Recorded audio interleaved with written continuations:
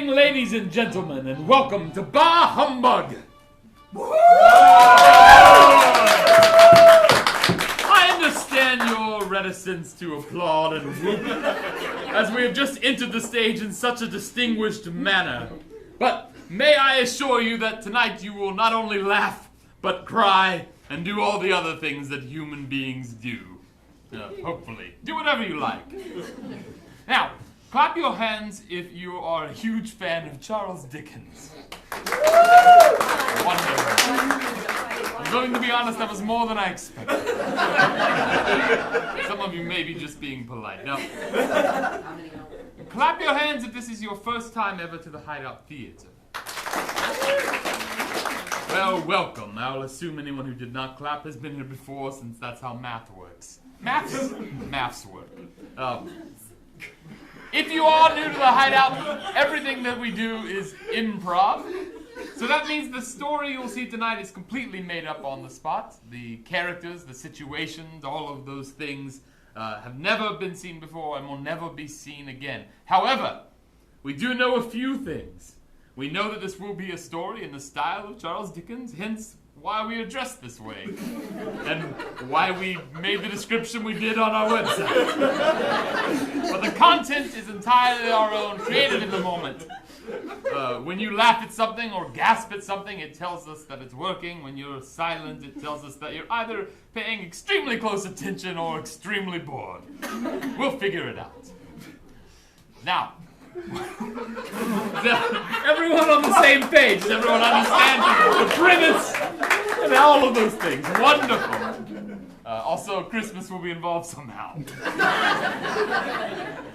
Now, to get us started, I just need one thing as inspiration, and that is a profession that someone may have had in Dickens' time, in London perhaps. Chimney sweep. A chimney sweep is one idea. The doctor. Doctor, cobbler, pharmacist, rider, coroner, an undertaker. A gynecologist. I suppose. There was a lot of discoveries back then. What? I think we will go with writer. That is an interesting profession. No? Did I hear right? Yes. One? Yes. I like chimney sweep. We can take that. You use both of them. All right, we'll use both of Chimney them. sweep writer. A writer and chimney sweep will somehow go in tonight's tale. That is all we need. When the lights come up, Bah Humbug.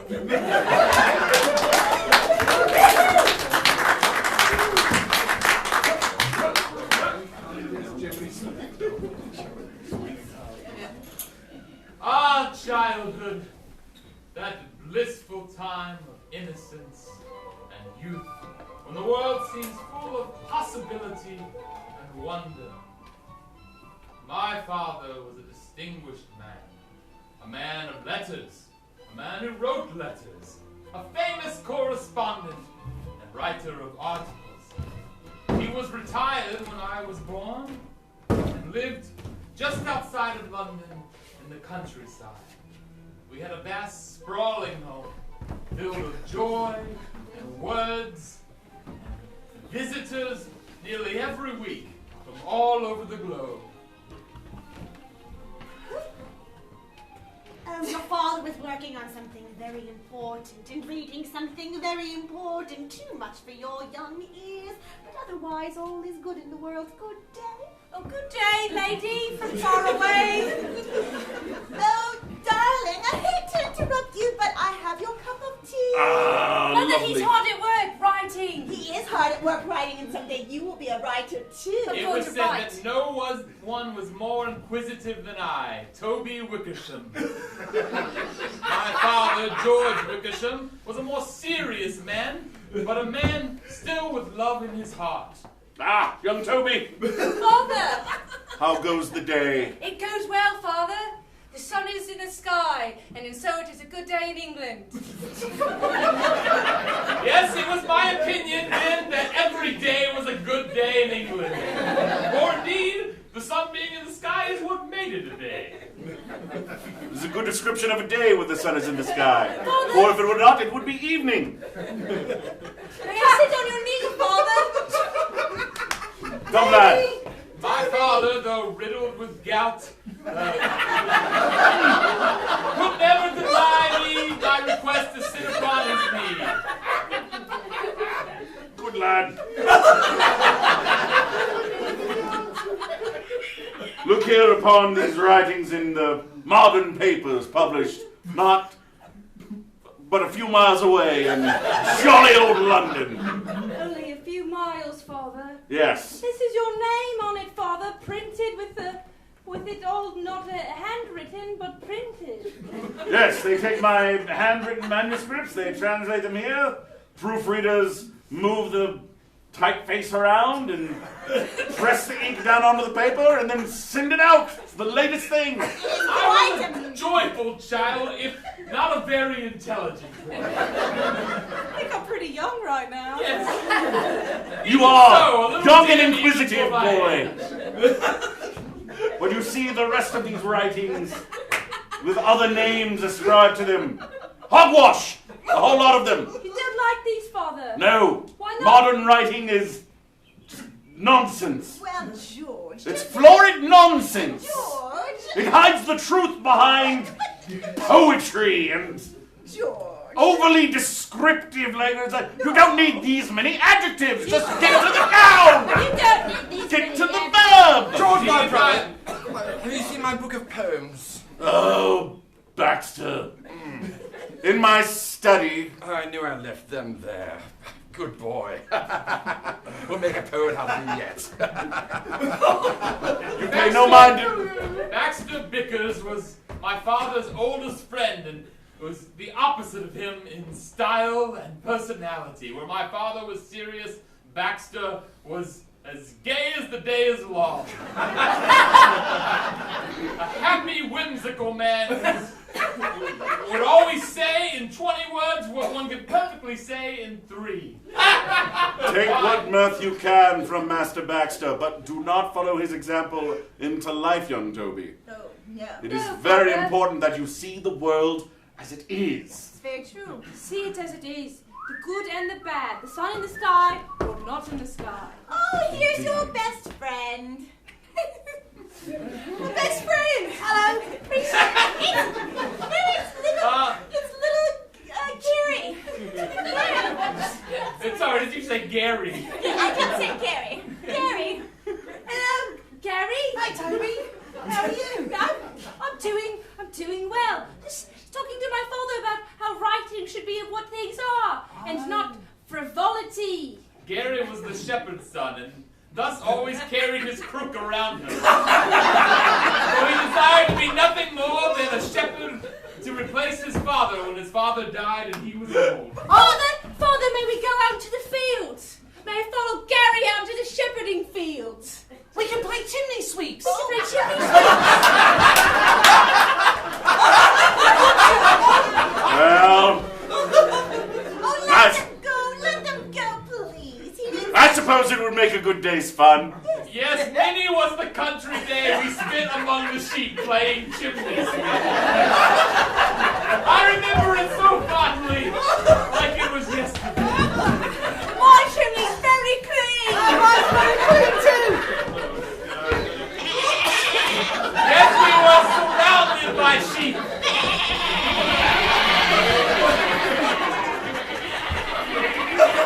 And each one we pretended was a chimney to be clean.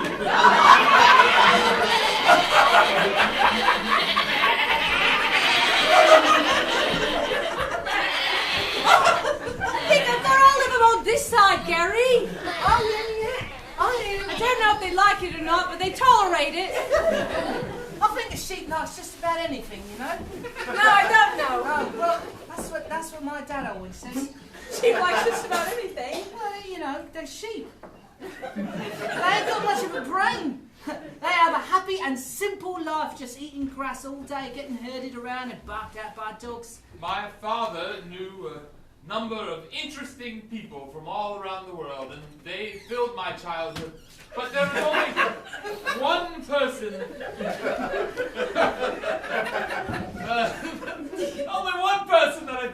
could share my dreams and secrets with. And that was young Gary. But before that happens, this man explains who he is. Oh, of course it's your father, little Gary. Hello, Dad. Hello. Sheep, of course, are simple. I heard you talking about them, and whenever I hear about sheep, I have to join in. A simple life is, of course, the best life to have. We come out, we tend to the sheep, and then we go home after that. Isn't that right, Gary? That's... Oh. You. Oh, that's going to say that's right, and we never dream about doing anything else other than being a shepherd. That's sad. That's all it is. Taking care of the sheep, taking care of yourself. If you try to take care of too many other things, well, that's where trouble comes in your life. There's just so much to think about and so many things out there. So many things that a person could do, besides just being a chimney sweep, besides looking after sheep, besides writing different ways. If there are, I don't want to know about them, so I'll be going now. I do. What do you want to do, Toby? I'd rather put down this stick I've been pretending is a chimney tool. A brush, a broom. Chimney tool.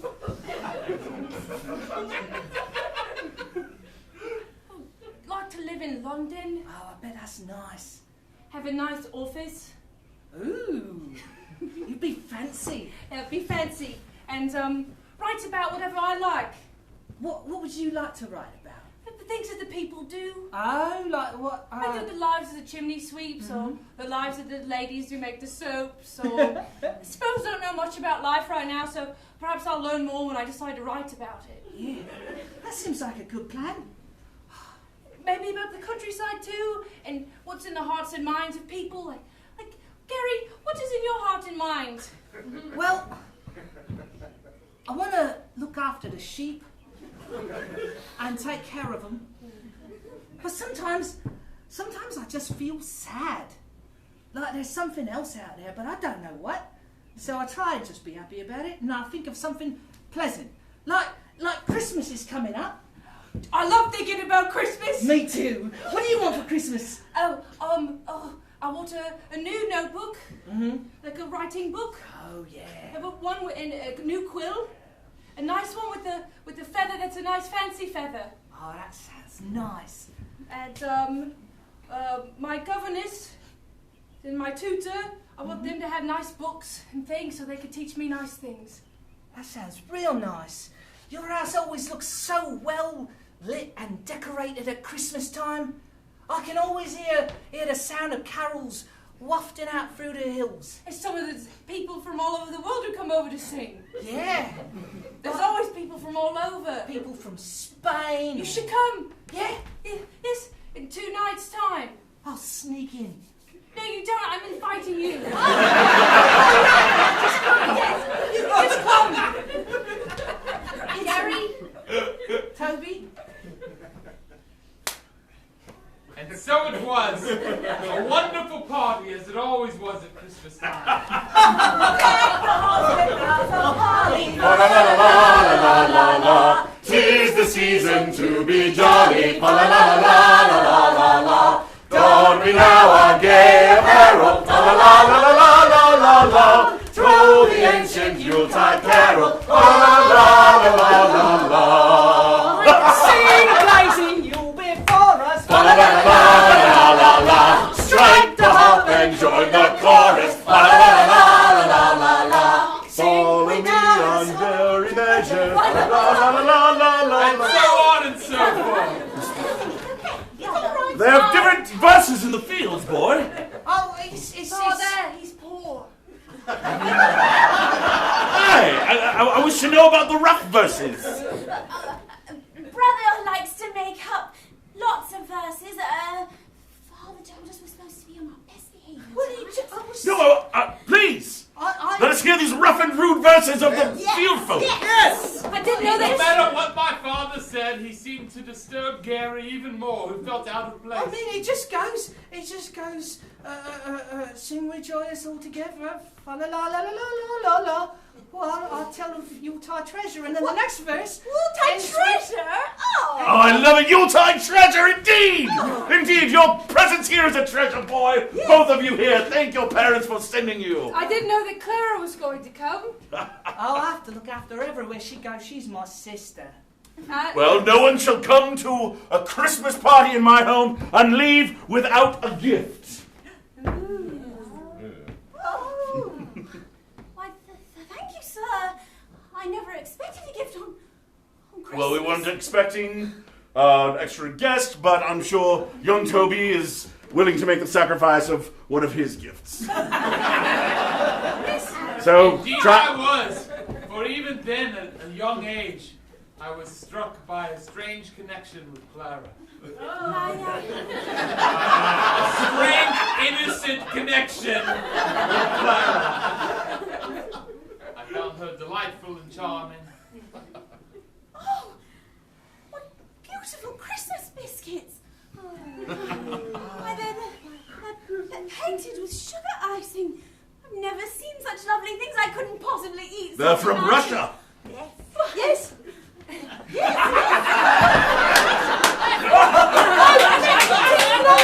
Christmas carol. Indeed, my father's... Lady Katerina brought them. Yes. Nah, I did. As was the custom, each of my father's far-flung guests would present a song from their native country paying for admission to the party. It was now Katerina's turn. Katerina, yes, in Russia we have special song to go with special biscuits.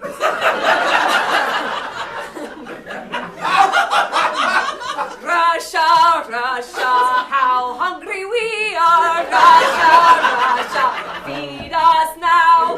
Russia, Russia, how hungry we are. Russia, Russia, feed us now. Remember the dance she did? And that is song and that is biscuit. Very good, I think. Wow. Sacre bleu! Better than the songs we bring back from France. Oh, let us hear a good one of Joy in Noël! Il est né le divin enfant, jour et au pas raisonner mieux c'est. Hey! Hey! And then we don't dance in France because it is too joyous. It makes us look inferior. That is why I love French people. Good for you, honest. In America, we have the best songs of all. Ooh! Let us hear one from our American cousins! My country, sweet land of Not As quite a the Christmas Americans song, sang, eh? Gary, Clara, and I became bored and snuck out of the room. where is my father's life?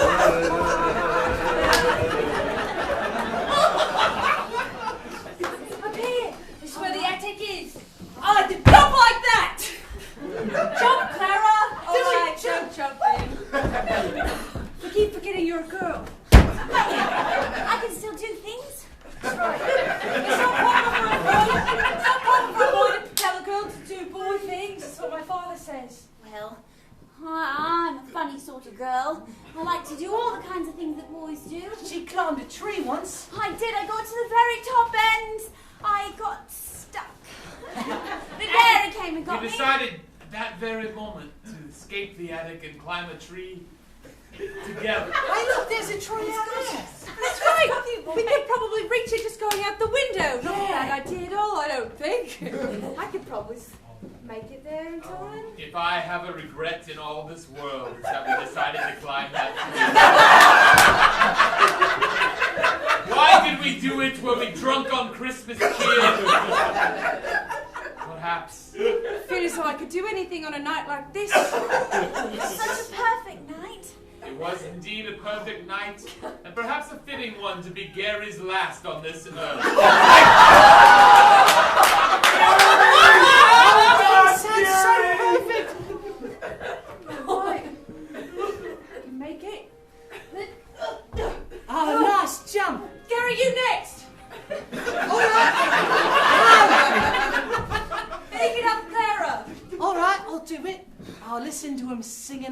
lovely night. It's so nice and peaceful.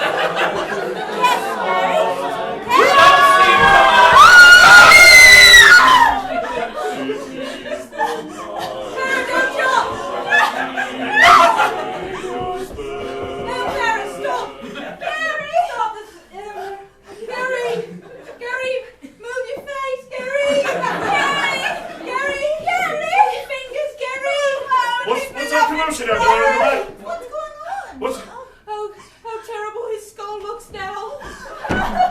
Boys!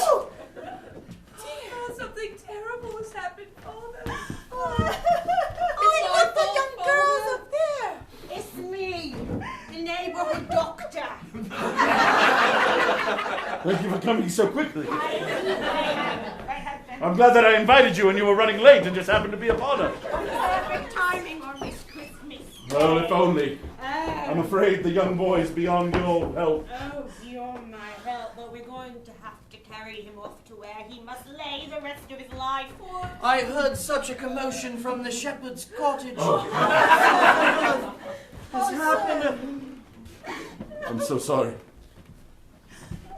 It's my fault. No, boy, this happened upon my property on my watch. It's... No, I thought it'd be a good idea to jump from the attic window onto the tree. Although my father defended me, everyone else agreed it was indeed my fault. You miserable little boy! You filled my Gary's head with dreams and wild fancies. Why did he not keep his feet on the ground as the sheep do? He cannot tend after them now! Who will watch over them? Where will they graze afterward? I don't know, sir. Oh, a curse upon your head for Not this. my child like this chap! Father, no. A curse upon your head and a blight on your life. Misery shall follow you wherever you go. Come, man! You have come with grief. I will not have you speak of my son in this manner. Not in front of me, not ever! And so a great falling out occurred between our two families. And while many families enjoyed mutton throughout the year, we were not one of them.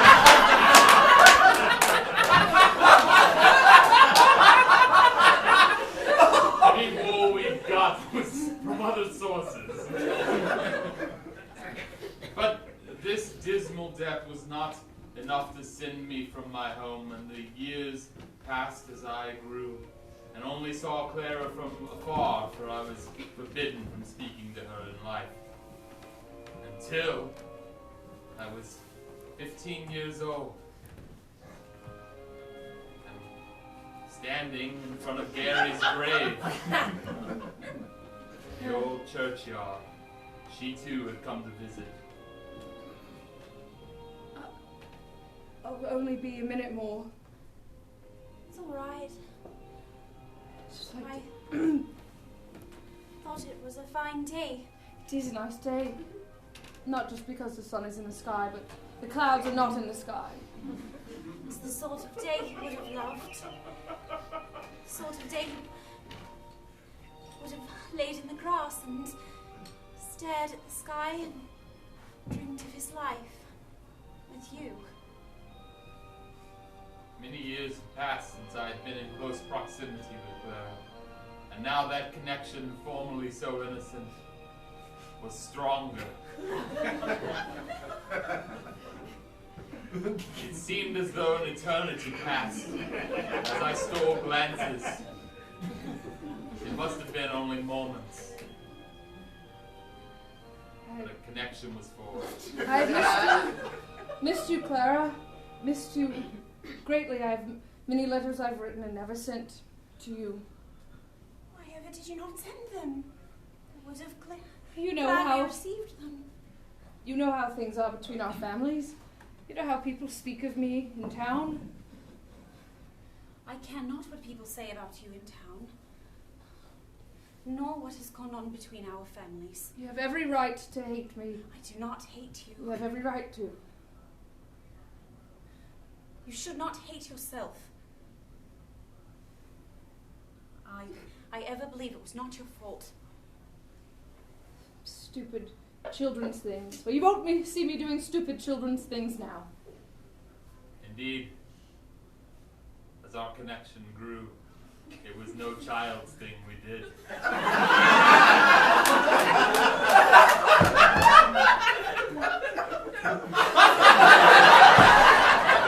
Let's wander over this way, near this tree. If I have a second regret in this life, it's that there were so many witnesses to this first kiss. Come together around and pay respects to the newly departed.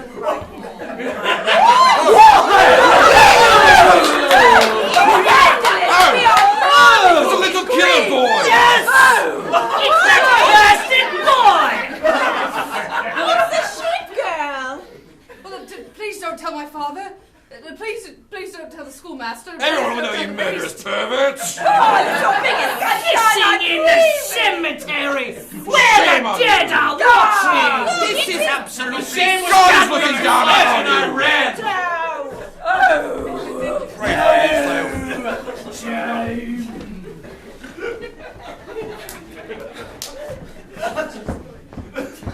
Through the fields I used to play in, past my house up hills, with the formerly nice weather turned to rain to fit my mood.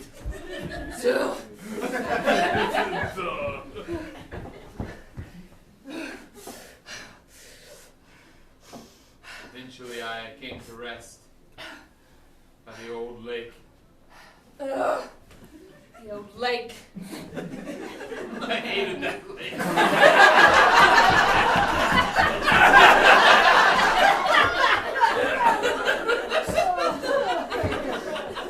It seemed as though my life were over.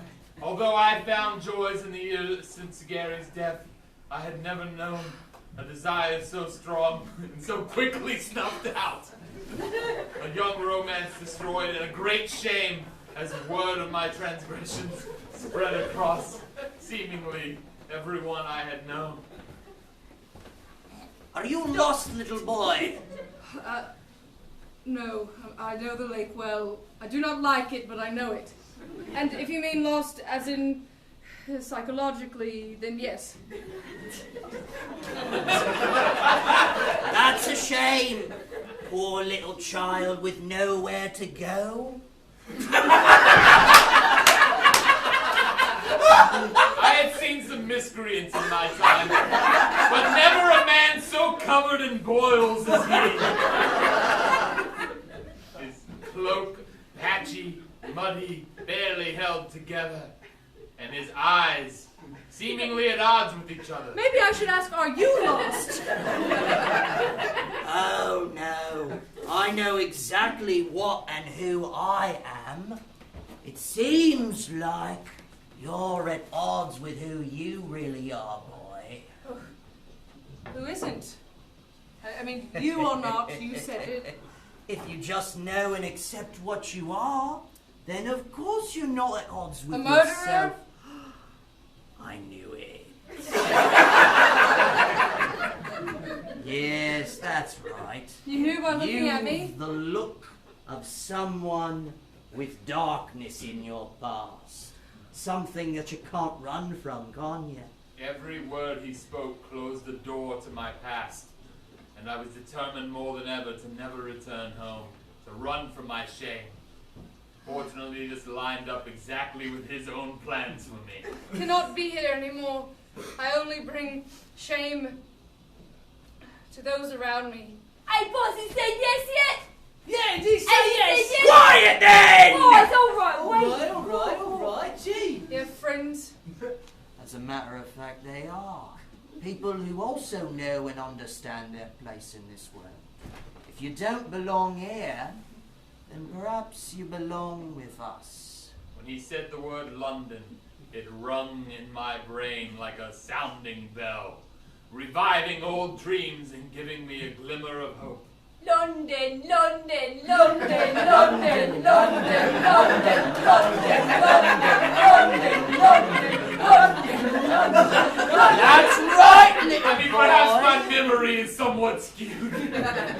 Yes, London, I've always wanted to go there. Always, always. Nothing Today else. is your lucky day. I'll push away my Philip, Margaret, meet our newest member of our little gang. Hello. It's nice to have a third again. I hate when it's just the two of us. no, he makes doing everything so hard. They It called really him does. Father Flanagan, although no member of the clergy was ever so covered in boils and pride. And he led me to London and taught me my first trade, that of a common thief. Come along then, boy.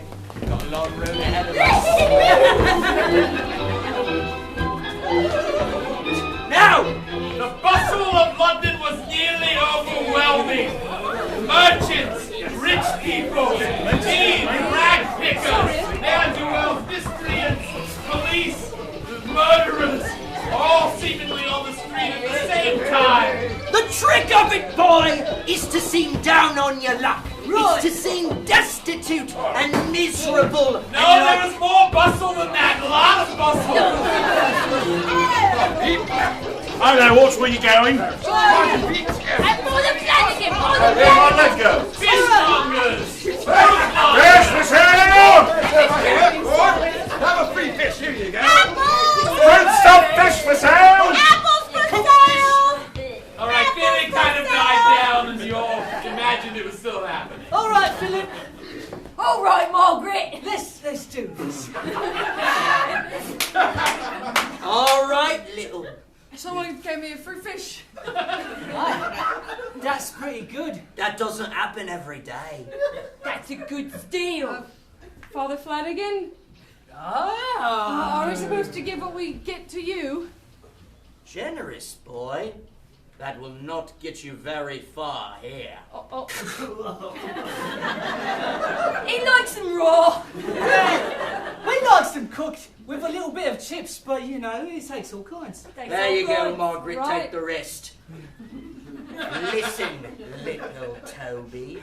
Today is the first time you're gonna go and take something on your own. Already? On your own, on your own, on your own, on your own, on your own. Father Flanagan insisted that every night under his patchy roof was paid for by at least one item of surprising value. Oh, good afternoon. Oh, hello. How fetching you look. You must be a lady of 22. Oh, I have doubled that, maybe twice. Wouldn't know by your finery. And what a wonderful feather in your hair. What a cute little boy you are. Oh, thank you. Adorable.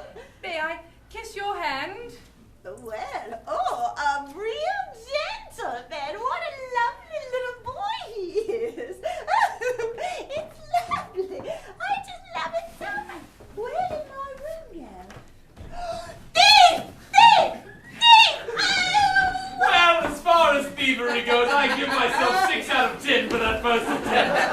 Aye, that's not bad. Right. Well, you're learning rather quickly, Toby. Remember, don't open your heart to anyone. Keep out it here. close. Keep it closed! Keep it closed! Keep it closed! Keep it closed! It did feel very nice, but I suppose I don't deserve to feel nice things.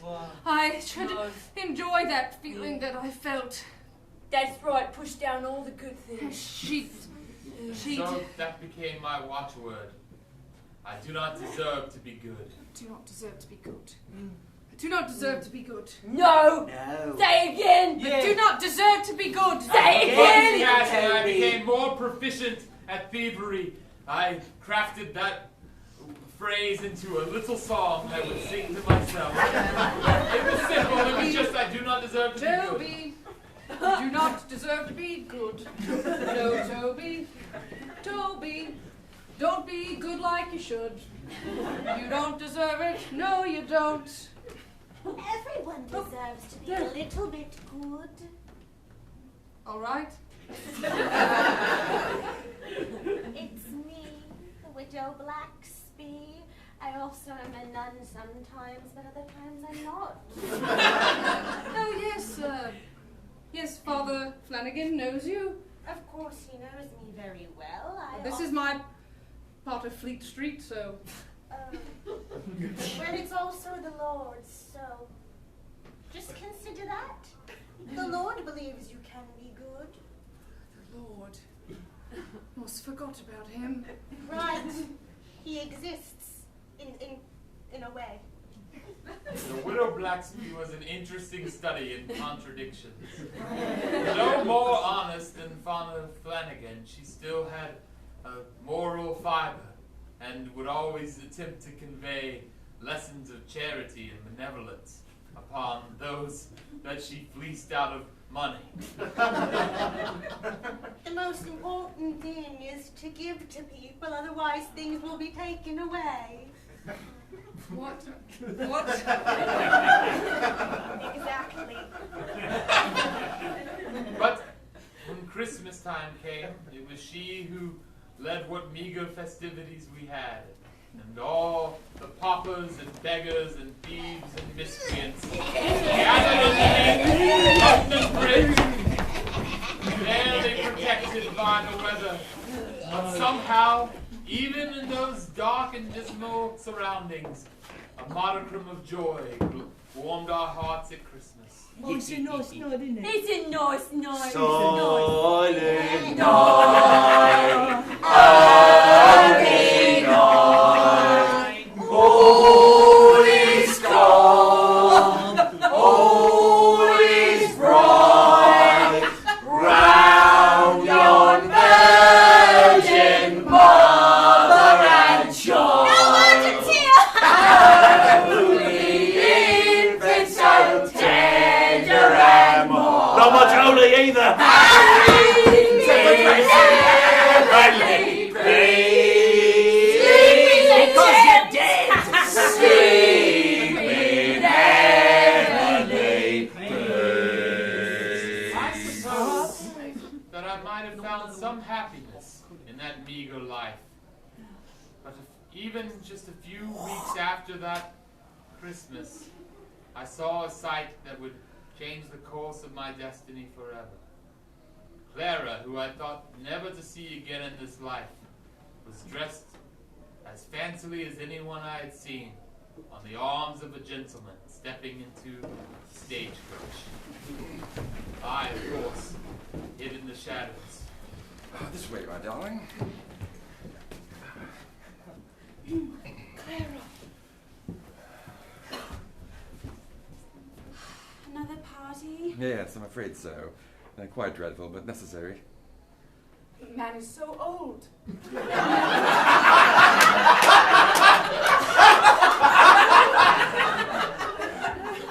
I was to learn that his name was Lord Winters. And he had seen more winters than any man I had ever seen. He looked to be 90, although that's impossible.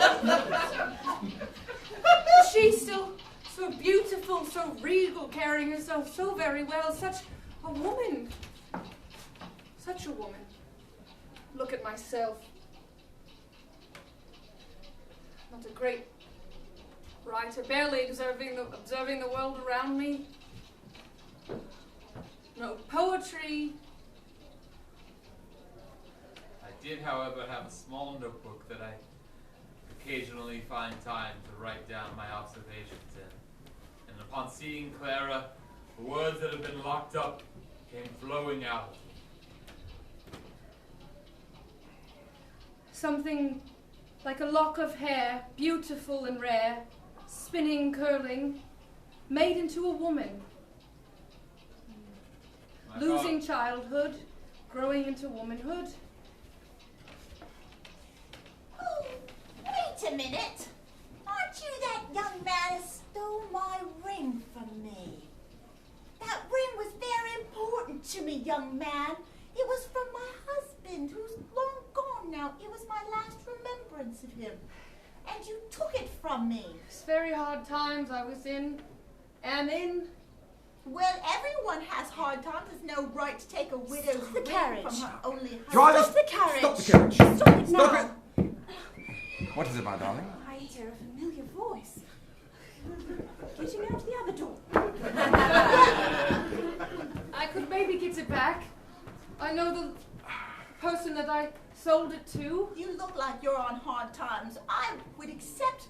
Looks like you're writing in there. Tell me a poem. Tell me the poem. And so I you're reading. sold my first poem. It's about a wonderful woman. Is this a friend of yours, my darling?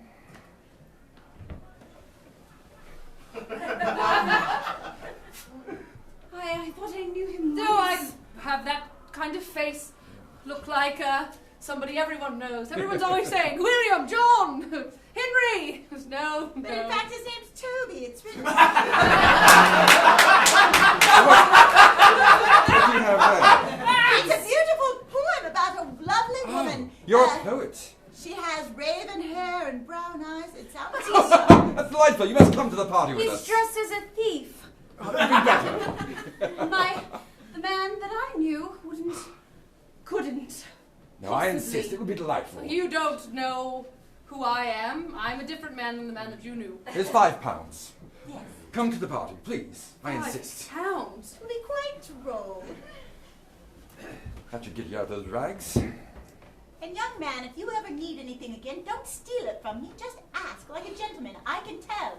Lady, give me your ring. It'd be quite rude. Perhaps I need a bit of help. I can tell there's good inside you. Deep down, I can tell there's good inside you. Well, good for you. Funny how Into the fortune turns the fortunes of a person's life. There you go. Clara, who had been the instrument of my downfall, now became the instrument of my seeming salvation. So what's your story, my young friend? Born in London, raised in London, parents died when I was younger, raised by vagrants, had some schooling for a while, and, The common tale. yes. Who taught you to steal? Who taught you to write, more importantly? Who didn't teach me to steal? Of course.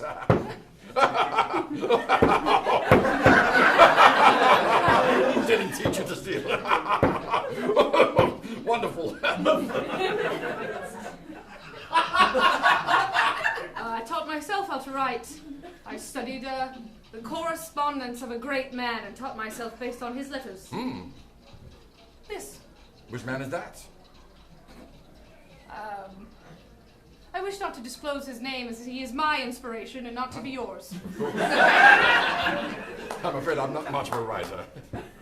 What are you? Oh, I buy and sell garments from the Orient and India and sell them here in London. Oh, Oh, look, we're turning. A much better view of the Thames from here. Glorious, isn't it? it is glorious. So despite the fact that Clara was cool to me, I soon became friends with Lord Winters. And he set me up as a scribe in his personal merchant company. Here we are. And it seemed that life was really turning around. I'm afraid it's not poetry, but it's necessary for business. Yes, of course. Only 6 more hours. I'll check on you soon. This is something different, something better, I think, for myself. A man can never escape his past, and it seemed that every bit of my past was coming back to haunt me. My father, even being retired, was still very much a writer. I wonder how my family feels about all this. What they might think of me disappearing on them. My father still wrote for the London papers from time to time, and in fact had scathing things to say about my new employer and the merchant class in general. Well, we need not hear them now. No, we need not hear them now. Just see them right silently. Come, send these off to the post that they may be published. But do not read them aloud. They are printed words and not to be heard. In darker connections, Father Flanagan also would not leave me alone, for he knew the depths to which I had sunk, and forced me through blackmail to steal from my employer. Here, take it and leave. Father Flanagan, when will I be freed from this debt I have to you? Once you've paid off all the nights you've stayed, Toby, and you've stayed a very long time. In a trash heap. It's nice. It's so nice. You know what you deserve, Toby. You know where you belong. Worse. Take the coins one by one. No one needs to know. Drop them right into Philip's hand. That's where they will go. Pay your debt to us now. You need to do it somehow. Toby. All right, I get it. Toby. How are you all so happy? I don't know, it's just nice, it's life, right? You take and you give them to Margaret and that's your life. You two love each other, don't you? Well, sure. No, more than friends. Yeah. I don't know that I thought about it. We do kiss an awful lot. Wow. Being so lovelorn, I could always tell when others were in love. I never even thought. And much to my chagrin, the only person in the household who saw my transgressions was Clara, and her opinion of me fell even further. Love will not get you anywhere, Toby. The only thing that will get you anywhere in this life is to do as your lot requires. And your lot requires you to take those coins and deliver them to me. Otherwise, you will wind up back at that lake this Clara, time please bring at our the young friend. bottom! It's out. For my sake. Thank you, you're a dear. I am to bring you tea. Thank you, Clara. Mrs. Winters. It's not Mrs. What is it then? We are betrothed. He has not seen fit to wed me yet. Strange. I'm happy to hear it. You deserve the very best. Well, But look, your father never thought perhaps that you would be in a place like this. So surely he's happy. Surely there's money for him. You can relax. You misunderstand. After you left. Oh no. The reason I'm here is Father died and I had nowhere to go but... And it was then I also learned of my own mother's death. And your mother as No, well. no. Your cousin. No. Vinny and...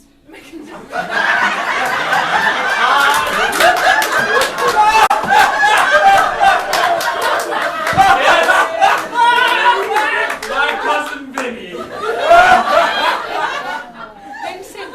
Vincent has died. My mother, my good-hearted mother, Well, yes. my father, there has been more vitriol in his I'm correspondences. sorry to break the news to you. I thought you had known. You were gone for so I very also long. learned of my father's financial downfall. What? No, say it's not true. A downfall financially, my father.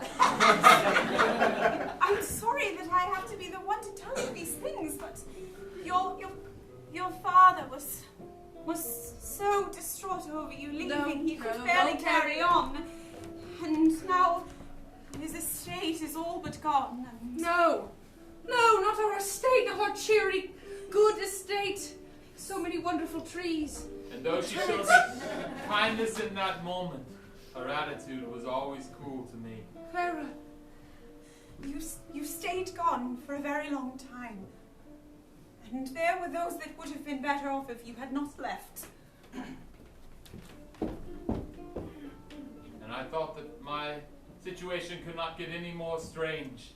From thief to clerk in the house of the woman that I loved and the instrument of my own family's downfall. But stranger it could get indeed. That very night I was visited by the ghost of Gary.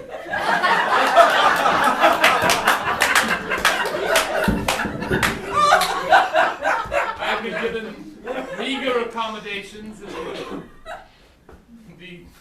the former gardener's shed outside of Lord Winter's house. And I could not sleep. Such changes had been wrought in my fortune so suddenly. Toby! Toby! No, not right now. He visited me many times in my life, always accompanied by a ghostly sheep. Toby! Gary. He seemed well for a dead man. Gary, you're too well for a dead man. Oh, I've moved on to greener pastures. That's where I got my sheep.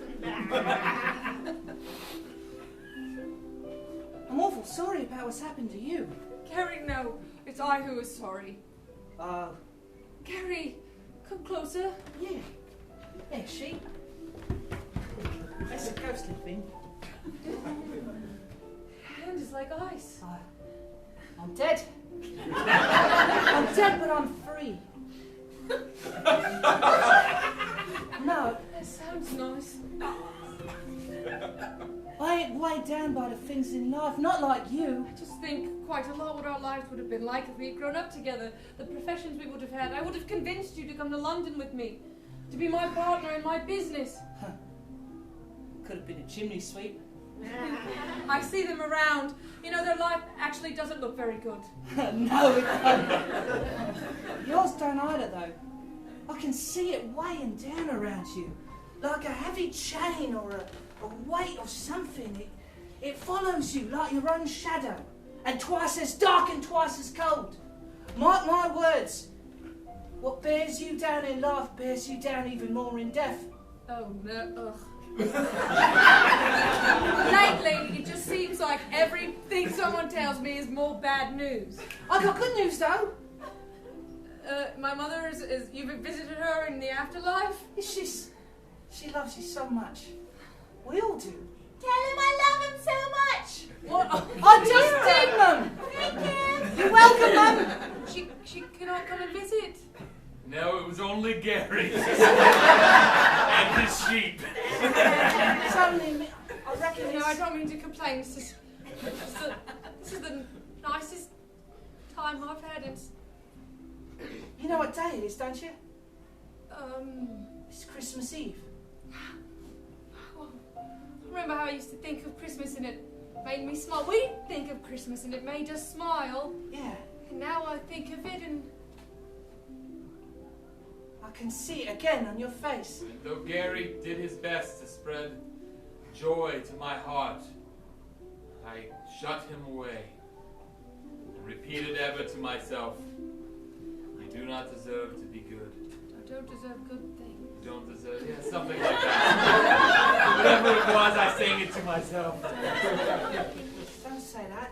Don't deserve good things. You deserve good things and so much more, Toby. Don't deserve good things. You deserve good things and so much more, my friend. So I continued on in miseries and blackmail. Near the woman that I loved, guilty for the destruction of my family, repeating ever on through the years, I don't deserve to be good. I don't deserve to be good. I don't deserve to be good. I don't deserve to be good. Until time performed its terrible dance, and I grew older. Hurry up, Toby. Yes, Father.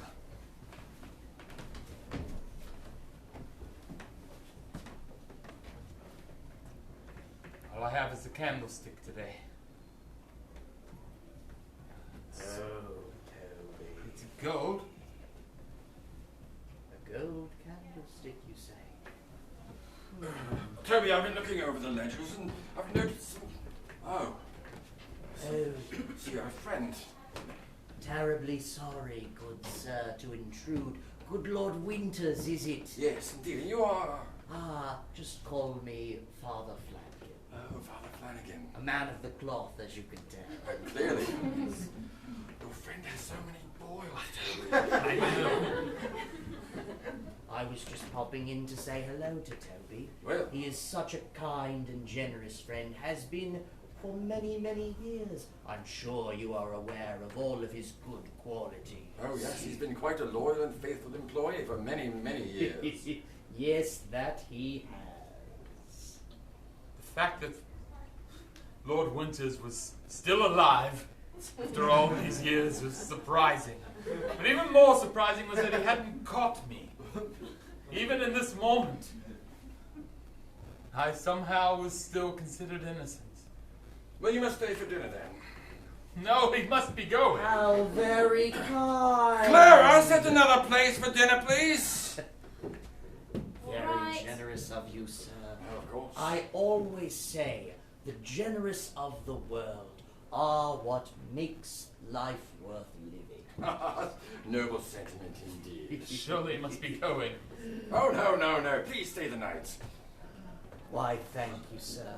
It will be good to enjoy some time with Toby after all these years. I'll let you two old friends catch up. What game are you playing, Father? Toby, you'll never get away from me. When you agreed to join me and Philip, you were joining us for all your days. And now I'm only joining you since they're happily married and have a child. Well, someone's got to take care of old Father Flanagan in his old age. Looks like that falls to you. I'm the only family you've got now, lad.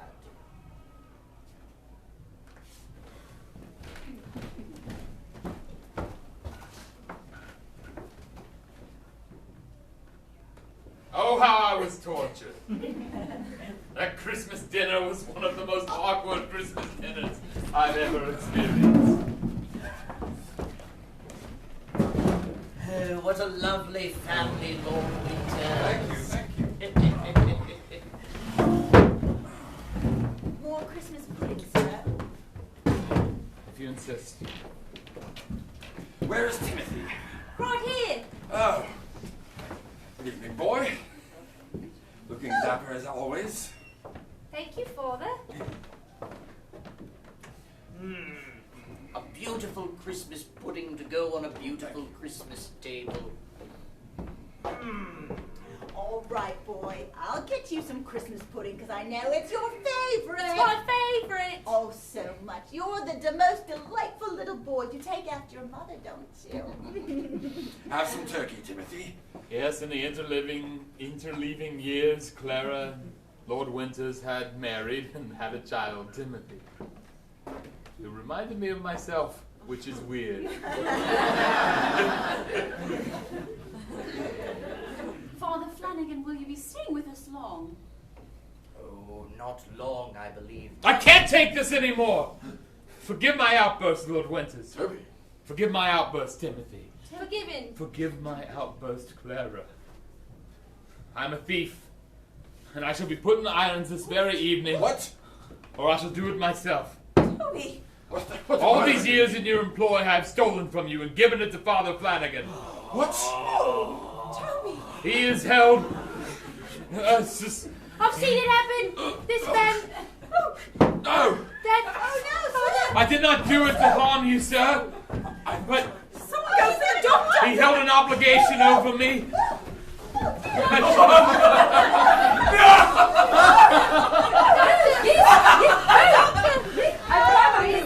Why must everything I do in life result in misery? You are truly on your own now, lad! Goodbye! It's gone. I'm afraid it's gone. I'll send you my bill. But Mother, I saw it with my own eyes. I saw that the man with the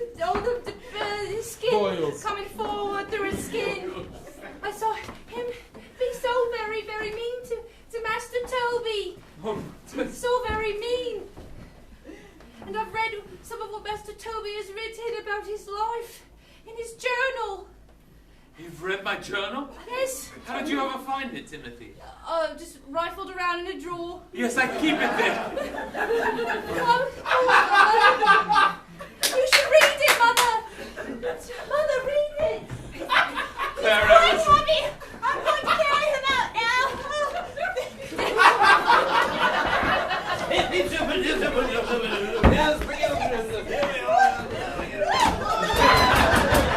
Winters, old man! Winters! So it's at the door. Where is he? Where is this Lord Winters? I received this writ that I'm being sued for libel for my screeds against the lad in the papers. You needn't worry about that, sir. He's dead. What? Dead? He died this very night. It is Moments only a few ago. moments ago. Oh. I apologize. My outburst was unjustified. I'm sorry to imposition you in your grief. We have food on the table, sir. Yes, there's an extra place setting. Serve you wine if you'd like. Is this not your father, sir? Timothy, how could you know that? There's this rough drawing that you did in your... Where did you find my drawings? rifled around in your drawer. Yes, that's where I keep them. The great irony is I don't have a penny to my name. Even if they had found me guilty, I wouldn't be able to pay the suit. Did you not hear what he said, sir? Eh? Sorry, I've gone hard of hearing in my old age. Sir, Too much yelling and I gout. may be mistaken. I was just a young boy, but a very observant one at that. My goodness me, but you remind me of someone I knew so very long ago. How do you feel about that person you knew so very long ago? Timothy. Why, they were the very light of my life. The inspiration for everything I wrote. You hate them now? No! Could never. Why not? They caused the downfall of your family. And They did no such thing! I will not have you speak of my Toby this way! Not in front of me, not ever! What have you... Well, my poor lad. He lost a friend of his on Christmas night. Gary. Yes, that's the one. Timothy, I don't even remember writing that down. The entire town turned on him. And then he showed his affection for his one true love, Gary's sister, Clara. Clara! They kissed in a graveyard, and the puritanical values of that small rural town drove my son to that lake he always hated, where he drowned himself. You thought he drowned himself. He drowned himself in the did. lake he hated. That was what everybody said. If only he had. What? Sir. Look.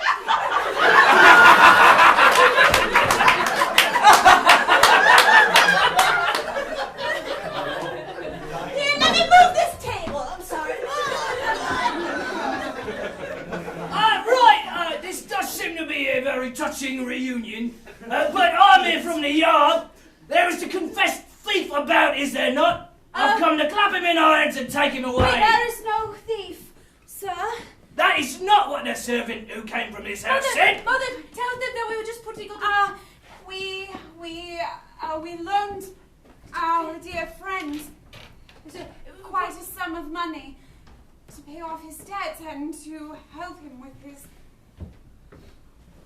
his dreams of being a writer. I do not deserve good things. I do not deserve good things. Of course you do, lad. You deserve every good thing. It was just a Christmas pageant we were putting on, sir. A pantomime. All right, well, if there is no thief here, and we are all sure of that. You'll find the thief in Father Flanagan. Quite sure. Oh, that rascal. We've been watching him. Thank you all, sorry to disturb. Merry Christmas and a Happy New Year. Do you want to stay, sir, and have Christmas pudding? Oh, I never say no to a good Christmas pudding. Terribly sorry I didn't finish my pudding at... Oh, no. Oh, yeah! All right! Such a whimsical chase, dude. Look good.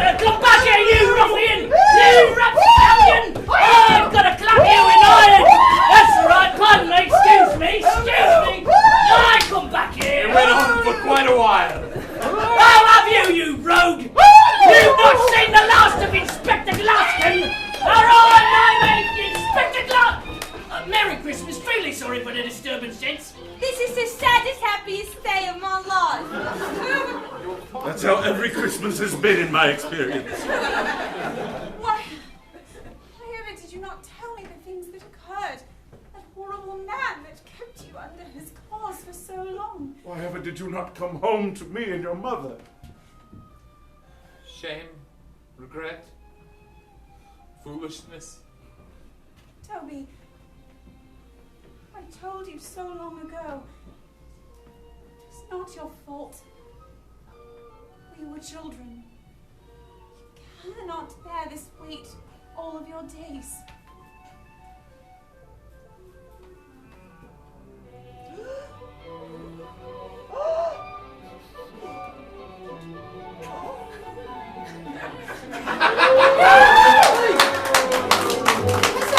The very next day was Christmas, and all were gathered, both to pay their respects to the newly dead Lord Winters, and to celebrate a newly joined family and a newly refound love. Even Gary was there, although only I could see him. And yes, his sheep was there wearing a wreath of holly. Yeah, and the ghost of Lord Winters, why not? They were kind of pale and blue and just kind of looked on. All right. Father, you're a writer. Timothy, you are so well adjusted to your biological father's death. It's almost disturbing. It's just to help Mother with it. Oh, all right. You have been living with us for quite some time. He is quite used to you and has looked at you as a father figure for such a long And time. I must say, there's quite the striking resemblance to you as a lad. Weirdest thing. Mr. Toby. Mr. Toby! Jonathan, Margaret! Mr. Toby! Look who's come! And you being a writer and all, you should give the Christmas toast. Oh, Yes, ma'am. Give us your Christmas toast. I'm glad you prepared a tray, Toby. Christmas toast. The servants did it.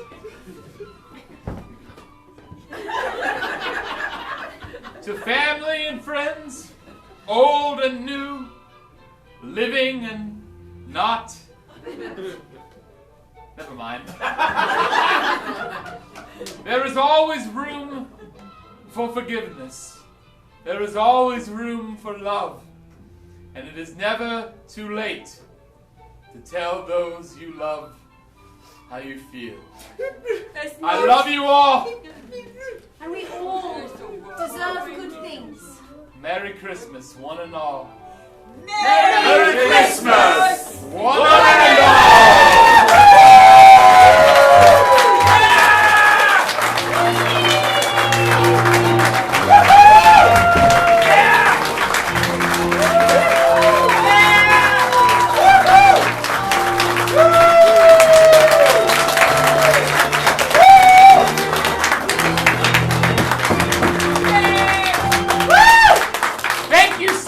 Ladies and gentlemen, for joining us for Bah Humbug.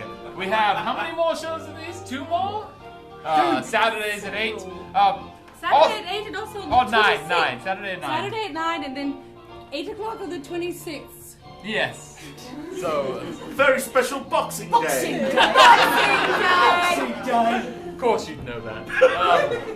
Also, as we get closer to the holidays, we will be ramping up our holiday shows at the Hideout. In fact, this year, between Christmas and New Year's Eve, we have a special Hideout holiday week, including an improvised Star Trek episode with a special holiday theme, holiday theater sports, all sorts of things. You can find out the whole schedule at hideouttheatre.com. We have a New Year's Eve show that's an ongoing tradition, an 8 p.m. and a 10:30 p.m. show where we bring in the New Year's. Tickets are going fast for that. Hideouttheatre.com for that. Also, we teach classes and we do corporate training and team building. The formerly mentioned website for that, and hideoutatwork.com as well. Thank you guys so much for being here. Also, even though we were founded in 1999, the Hideout still survives on word of mouth, even though the way you pass that word of mouth around has changed a little bit. So if you did truly enjoy tonight's show, we'd really appreciate a review on TripAdvisor or Yelp or Google reviews. It doesn't have to be long, just enthusiastic. If you didn't like the show, keep it to yourself. Thank you so much. We'll see you soon, and happy holidays.